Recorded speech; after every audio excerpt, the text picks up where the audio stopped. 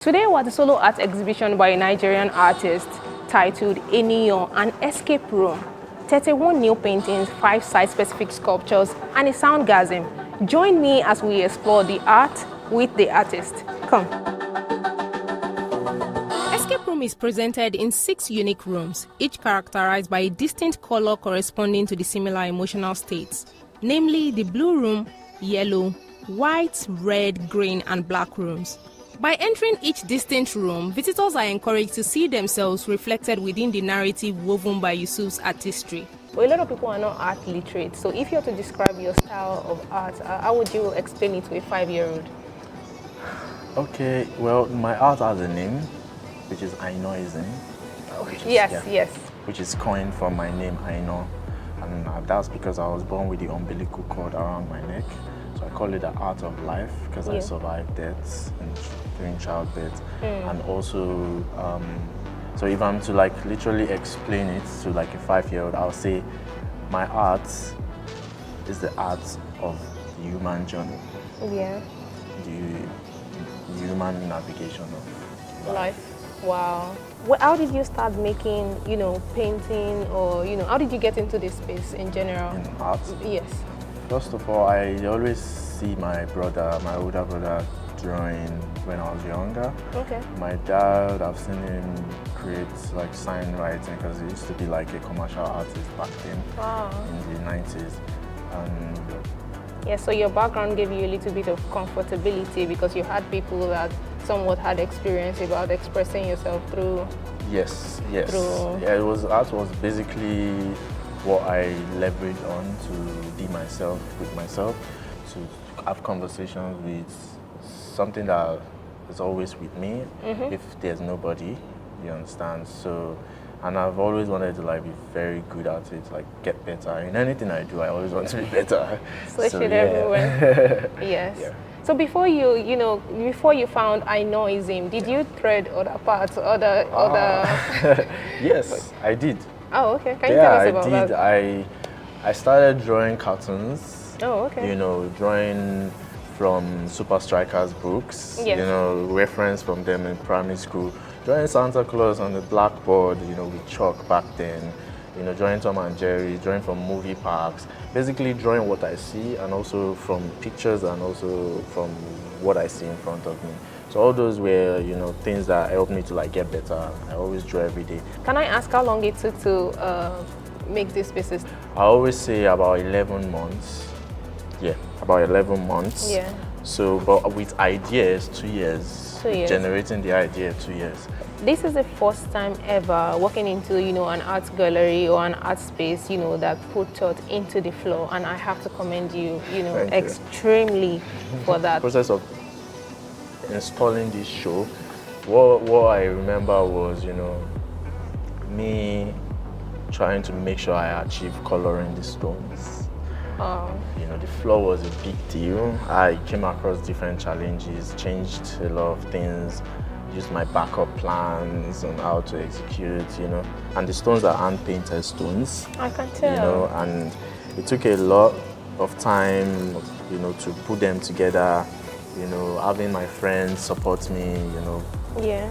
their labor, like hand mixed. Physical labor. About 40 tons of stones. But looking at this one right in front of me, how do you determine when an art piece is done? An art piece is never done because there's the stage of creating the art, there's the stage of knowing the art is ready to be seen.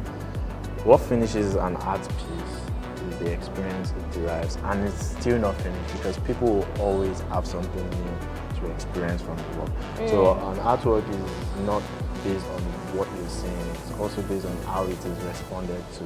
And the response will always keep changing and evolving and seen in different ways. Do you have any favorite pieces? Yeah, I have favorite pieces from each room. But I have one major favorite piece, which is a piece called A Breath Away, the yellow room.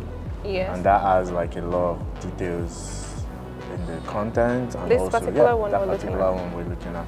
So it's called A Breath Away and focuses on that period and that area where I was so overwhelmed and trying to manage every situations that I was going through. without even knowing, and I get entangled in all of them. The flower in the piece symbolizes a sign of life, you know, breath and freedom as well, you know, what it is I seek and what it is I want to have. Currently we're in the blue room, and also called the Dews room. Dews, yeah, D-E-W-S. So it's the abbreviation for depression. E represents being emotional. W means worriness. S means sadness. And also in this room, we will find vulnerability. We will find love. We will find solitude.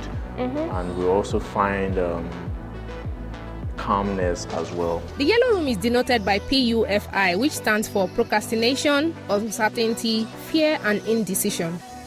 Next is the white room. The white room represents an intermediate state, like a process of transition.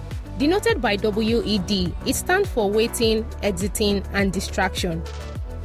Unlike the red room alludes feelings of pain, anger, ego, pride, and love. A symbol of vulnerability and strong emotions. Next is the green room. The green room signifies tranquility and euphoria, denoted by RGBP, which stands for ready, go, bliss, and peace. The last room is the black room. The black room symbolizes a state of mind that consumes all others. This room is not only black, but also the only room with sound.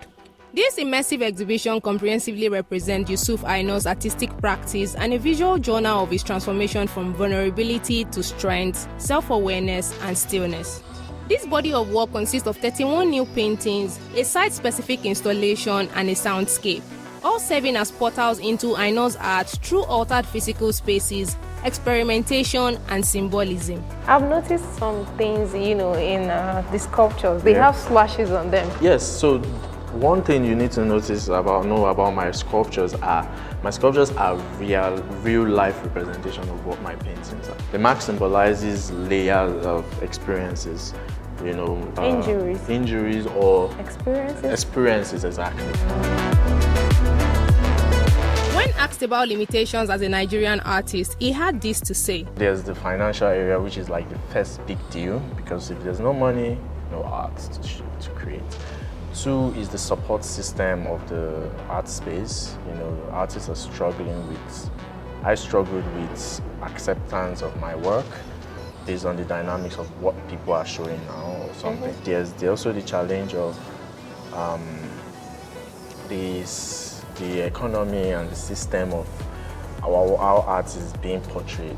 You know, there's how we have seen arts, like, it's just now that a lot of things have like really changed because of how we're portraying art, where we're placing arts. You know, for example, what I'm showing now will definitely change a lot of perspective of how art is seen.